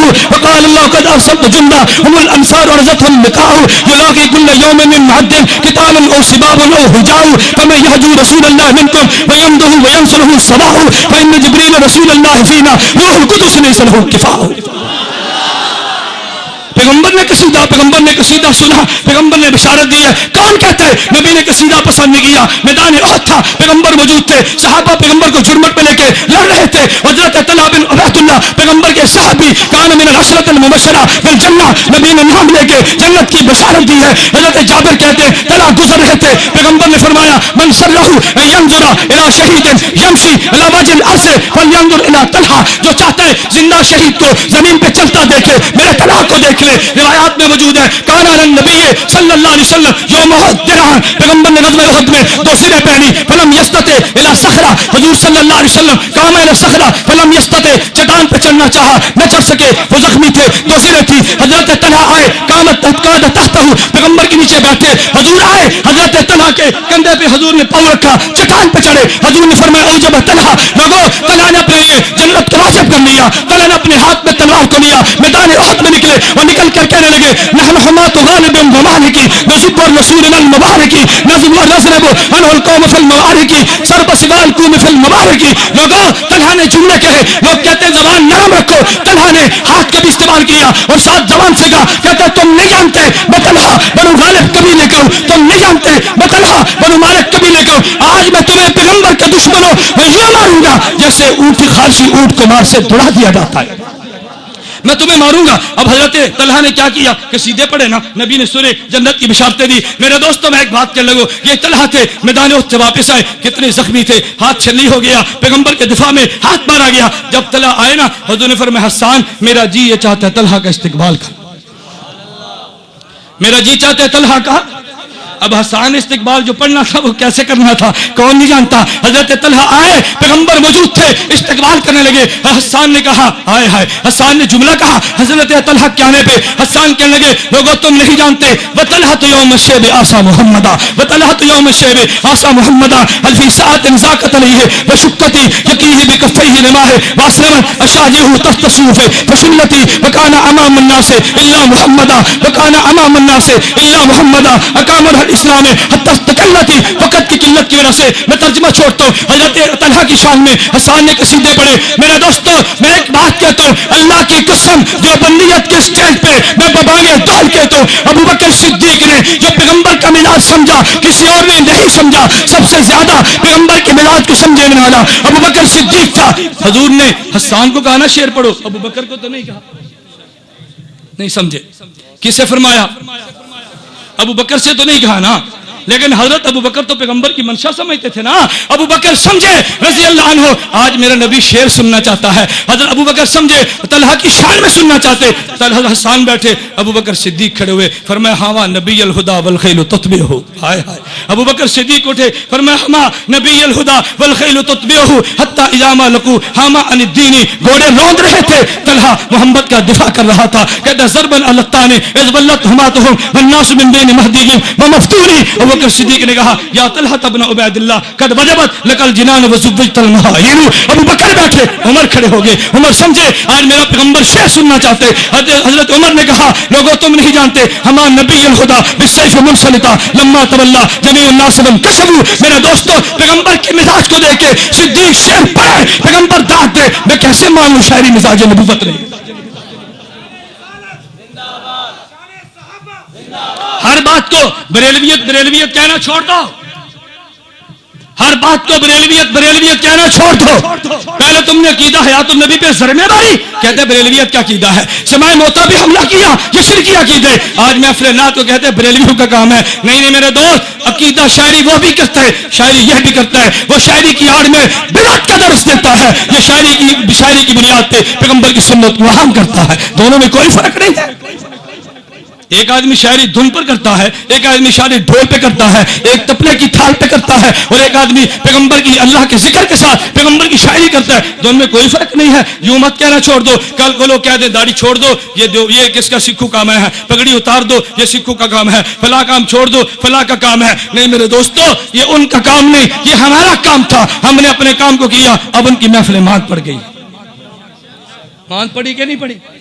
اور پڑھیں گی انشاءاللہ, پڑھیں گی انشاءاللہ. ہماری محفل حمد و نعت پہ جو عقیدے صاف ہوتے ہیں وہاں نہیں ہوتے. میں اس لیے اپنے کبھی دوستوں سے کہتا ہوں کبھی محفل حمد و نعت منعقد کرانی ہو نا تو بڑے شوق سے کراؤ, لیکن محفل حمد و نعت میں نظریاتی بیانات ساتھ ساتھ چلاؤ, ساتھ ساتھ چلاؤ, ساتھ ساتھ چلاؤ. پھر دیکھو یہ شاعری یہ نظر اور نسم جب ملتے ہیں پھر رنگینیاں کیسی آتی ہیں. میرے دوستو خیر میں آخری بات کہہ دوں, آپ توجہ رکھنا. یہ شاعری پیغمبر کو پسند تھی, پیغمبر نے پسند کیا, صحابہ کو داد دیا. میں آخر میں ایک شاعری کہنے لگا, ایک قصیدہ پڑھنے لگا. کس کے بارے میں؟ امام اعظم ابو حنیفہ کے بارے میں. اللہ اس کی قبر پہ کروڑ رحمت نازل فرمائے. قصیدہ کرنے والا کون تھا؟ عبداللہ بن مبارک تھا. قصیدہ کرنے والا کون تھا؟ دنیا کا بہت بڑا عالم تھا. قصیدہ کرنے والا کون تھا؟ دنیا کا بہت بڑا مجاہد تھا. عبداللہ بن مبارک کو ماننے والوں, عبداللہ بن مبارک کے قصیدے پڑھنے والوں, عبداللہ بن مبارک کو بطور حجت ماننے والوں, آؤ عبداللہ بن مبارک کو مانو. عبداللہ بن مبارک نے حضرت امام اعظم ابو حنیفہ رحمہ اللہ تعالی رحمتا واسعہ کے بارے فرمایا, فرماتے وجدت ابا حنیفہ کل یوم یزید نبالۃ ویزید خیرا وینطق بالصواب ویستفیہ اذا ما قال اہل الجور جورا, اذا ما قال اہل الجور جورا. کہتا یقایس من یقایسہ بلب فمن ذا تعلمون له نزیرا کفانا موت حماد وکانت مصیبته لنا امرا کبیرا وکان امرا کبیرا. کہتا افنا بعده علما کثیرا. رأیت ابا حنیفہ حین یعطى ویطلب علمه اللہ اکبر. حضرت حماد کا حضرت عبداللہ بن مبارک نے امام حنیفہ کے بارے فرمایا، فرماتے رأیت وجدت ابا حنیفہ کل یوم یزید نبالۃ ویزید خیرا. ابو حنیفہ کے بارے میں عجیب جملے کے وجدت ابا حنیفہ یزید نبالۃ ویزید خیرا وینطق بالصواب ویستفیہ اذا ما قال اهل الجور جورا یقایسه من یقایسه بلب فمن ذا تعلمون له نذیرا. کہتے ہیں کفانا موت حماد مکانت مصیبته لنا امرا کبیرا. رأیت ابا حنیفہ حين يؤتى ويطلب علمه بحر الغزيرة اذا ما الموزلات دافعتها رجال القوم كان بها بصيرا. اور صدقہ مقابری نے ایک عجیب بات کہہ دی. صدقہ مقابری مستجاب الدعوات تھے. کہتے ہیں فلما دفن ابو حنیفہ تھا، ابو حنیفہ کو دفن کر دیا گیا قبر میں. ابو حنیفہ کے جانے کے بعد میں نے قصیدے سنے، پڑھنے والا جن ہوگا، پڑھنے والے ملائکہ ہوں گے. ابو حنیفہ کی شان میں قصیدہ انسان نہیں جن نہیں پڑھتے، ابو حنیفہ کی شان میں قصیدے انسان نہیں ملائکہ پڑھتے. اب مقابر یہ صدقہ مقابری کہتے کہ ابو حنیفہ قبر میں مدفون تھے. میں حضور کے حضرت کی قبر پہ گیا، میں نے حاطب سے غیب سنی. ایک کہہ رہا تھا، کہتا لقد زان البلاد ومن علیہا امام الناس ابو حنیفہ. کہتا دنیا بھر کو ابو حنیفہ تو نے روشن کر دیا. فما بالمشرقین له نذیر ولا بالمغربین ولا بالکوفہ. تیری مثال مشرق میں نہیں، تیری مثال مغرب میں نہیں، تیری مثال شمال میں نہیں، تیری مثال جنوب میں نہیں. کہتے ابو حنیفہ ویاتیکم مسناد صحیح کایاتی زبور علی صحیفہ. ابو حنیفہ اپنے مذہب پر دلیل جو دیتا جیسے زبور پہ زبور صحیفے میں لکھی ہوئی آئے. کہتے ابو حنیفہ کون تھا؟ فمن یاخذ من الشکاک بعلم یخری کما یستنجی بلیفہ. اس نے ابو حنیفہ کو چھوڑ کے علم حاصل کرنے والوں ابو بکر پہ طعن کریں، ابو حنیفہ پہ طنز کر کے علم حاصل کرنے والے کی مثال تو ایسی ہے. اللہ اکبر. یہ کہنے والے کون تھے؟ ملائکہ. کہنے والے کون تھے؟ جنات. اور مثال کتنی عجیب دی ہے، مجھے نہیں سمجھ آتی میں اس مثال کا ترجمہ کیسے کر دوں. کہتے ابو حنیفہ کو علم یقین حاصل تھا اور بعض لوگوں کو شکی علم تھا. شکی علم کو لینا اور یقینی کو چھوڑ دینا یہ ایسے ہی ہے کہ جیسے آدمی پخانہ کرے اور اس تولیے سے ٹٹی صاف کرے جس سے منہ صاف کیا جاتا ہے. نہیں سمجھے؟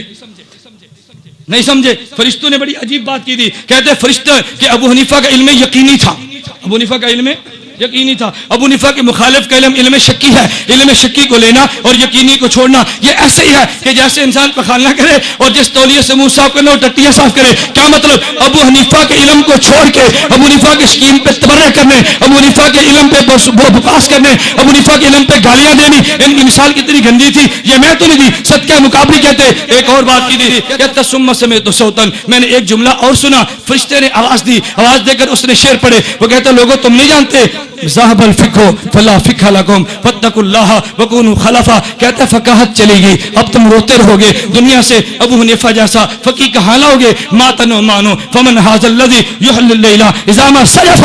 ابو حنیفہ چلا گیا جو پوری رات کو عبادت سے بیدار کیا کرتا تھا. میرے دوستو میں نے چند ایک حوالے دیے یہ بات بتانے کے لیے کہ حمد بیان کرنا یہ بھی دین ہے، نعت بیان کرنا یہ بھی دین ہے، اور اس حمد و نعت سے اپنے عقیدے کی اشاعت کرنا یہ بھی دین ہے. جو بندیوں میں آخری بات آپ سے کہوں، آخری بات بحمداللہ تعالی یہ جو بندیت کو فخر حاصل ہے، عقیدے پر محنت جو بندیت لگی ہے، عمل پہ محنت جو بندیت لگی ہے، تصوف پہ محنت جو بندیت لگی ہے، میدان جہاد میں جو بندی ہے، مدارس میں جو بندی ہے، جو بندیت کو مٹانے والے اللہ نے چاہا خود مٹ جائیں گے. جب تک قیامت کا سورج طلوع نہیں ہوتا یہ دیوبندی زندہ رہے گا. اللہ ان کو زندہ اور تابندہ رکھے. وآخر دعوانا الحمدللہ. تمام دوست تشریف رکھیں. کوئی دوستوں نے آپ کے لیے کچھ بندوبست کیا ہے. توجہ رکھو بھائی، توجہ. نہیں کوئی نہیں، بس میں آپ کا زیادہ وقت لیتا، آپ تھوڑی دیر بیٹھ جاؤ. بابا تم نے یہاں سونا ہے، سفر میں نے کرنا ہے، جلدی تو مجھے ہونی چاہیے. میں نے کہ سفر کی مسافت آپ کو بتائی تو آپ نے یقین بھی نہیں کرنا، آپ نے کہنا شاید سچ نہیں بولتا، یہ کیسے سفر کر کے جمعے میں پہنچے گا. آپ تھوڑی دیر توجہ کرو. دھیان جو آپ سوال، غیر مقلدین کے پیچھے نماز پڑھنا جائز ہے؟ قطعاً جائز نہیں. ان سے رشتہ کرنا جائز ہے؟ وضاحت فرمائیں. یہ بدعتی ہیں اور بریلویوں سے بڑے بدعتی ہیں، لہذا ان سے اجتناب زیادہ ضروری ہے. غیر مقلدین کے پیچھے نماز پڑھنی جائز ہے؟ قطعاً جائز نہیں. اگر پڑھ لی تو اس نماز کا کیا کریں؟ اعادہ کریں، نماز دوبارہ دہرائیں، اللہ سے معافی مانگیں. سوال یہ ہے کہ عالم کو برا بلا کہنا یا بغض رکھنا یہ ٹھیک ہے یا غلط ہے؟ عالم برحق ہو تو اس سے بغض نہیں رکھنا چاہیے، محبت کرنی چاہیے، اور اگر باطل عقیدے کے مالک ہو تو اس سے بغض رکھنا بھی ایمان ہے. لولا کا لما خلقت الافلاق لولا کا کما خلقت الارض والسماء، کیا یہ حدیث سے صحیح ہیں؟ حدیث کے الفاظ اگرچہ ثابت نہ ہو مگر معنی بالکل ٹھیک ہے. احمد یا لاہوری صاحب ٹھیک ہے ان قریب انشاءاللہ العزیز ایک رسالے کی منظوری مل گئی ہے طائفہ منصورہ کے نام سے، بہت جلد وہ منظر عام پر آ جائے گا. اس میں اصلاحی اعتقادی نظریاتی مضامین پر مشتمل ہوگا. آپ حضرات سے گزارش ہے جب رسالہ آپ کے پاس ہے تو ضرور خریدیں. اگر استاد منکر حیات النبی صلی اللہ علیہ وسلم فی القبر ہو اور تقریباً ہر سبق میں اپنے باطل عقائد کی تبلیغ کرتا ہو تو اس کے ساتھ کیا رویہ اختیار کیا جائے؟ اس کو سمجھانا چاہیے. اگر بات اس کی سمجھ میں نہ آئے تو کم از کم اس سے پڑھنا چھوڑ دینا چاہیے. اپنی سند حدیث میں بدعتی استاد کو ہرگز داخل نہ کرے. ذاکر نائک مجھے اگر یہ بیان کے شروع میں فرما دیتے تو میں ذاکر نائک پہ تفصیلی بیان کرتا. تفصیلی میں ہر جگہ پہ اس کے بارے میں ذاکر نائک بدعتی ہے. ذاکر نائک وقت ضرورت شافی مالکی وغیرہ پہ مسائل لینا جائز ہے وہ وقت ضرورت، لیکن ہمارے ملک میں شافی مسلک کی قطعاً کوئی ضرورت نہیں ہے، کوئی ضرورت نہیں ہے. اس لیے ہمارے ہاں وہ ضرورت نہیں کہ شافی اور مالکی کو بہانہ بنا کر غیر مقلدیت کے دروازے مت کھولو. ڈاکٹر ذاکر نائک یہ غیر مقلد ہے، گمراہ ہے اور پرلے درجے کا شیطان ہے. اس نے امت میں فرقہ واریت کو بیج بویا ہے. بہت سارے مسائل ایسے غلط بیان کے اہل سنت والجماعت سے کوئی تعلق نہیں ہے. ذاکر نائک یہ کہتا ہے اگر کوئی آدمی 3 طلاق نہیں 1000 طلاق بھی اکٹھی دے دے تو طلاق ایک ہوتی ہے، اور یہ مذہب یا شیعوں کا ہے یا رافضیوں کا ہے. اس پر 15 محرم کو توسے میں ہمارا تفصیلاً 3 گھنٹے کا مناظرہ ہوا.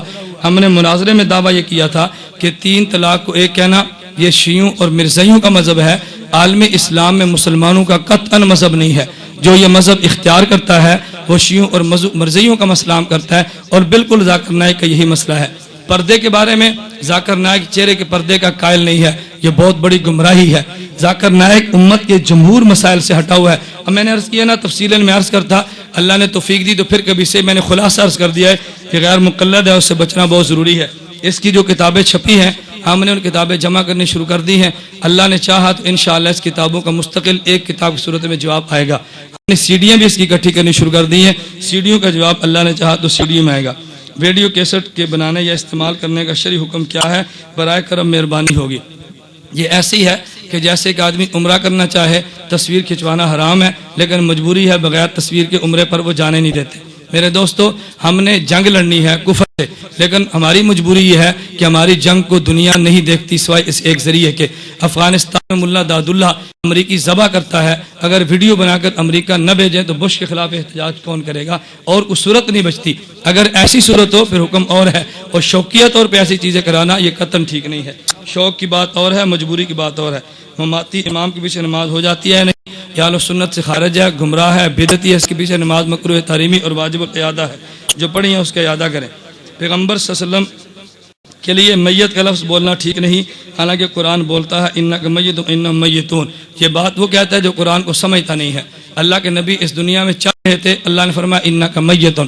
اس کا معنی یہ تھا اے نبی تمہارے اوپر موت آئے گی، اور موت آ گئی.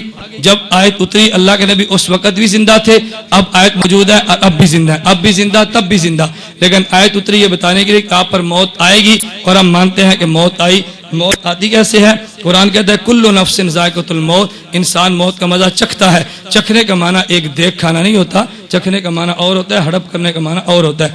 تو موت چکھی جاتی ہے، مستقل آتی نہیں ہے. یہ دو باتیں الگ الگ ہیں. الحمدللہ رب العالمین والصلاۃ والسلام علی رسول و علی آلہ وصحبہ اجمعین.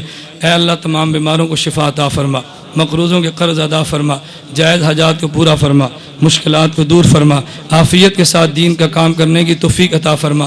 اے اللہ علماء حق کی حفاظت فرما. اے اللہ باطل کے ٹکڑے ٹکڑے فرما. مجاہدین کی مدد فرما. اسیروں کو جیلوں سے رہائی عطا فرما. اہل حق کے ساتھ زندہ رکھ. اہل حق کے ساتھ موت شہادت کی دے. اہل حق کے ساتھ قیامت کو ہمارا حشر فرما. وصلی اللہ تعالی علی رسول خیر خلق اجمعین.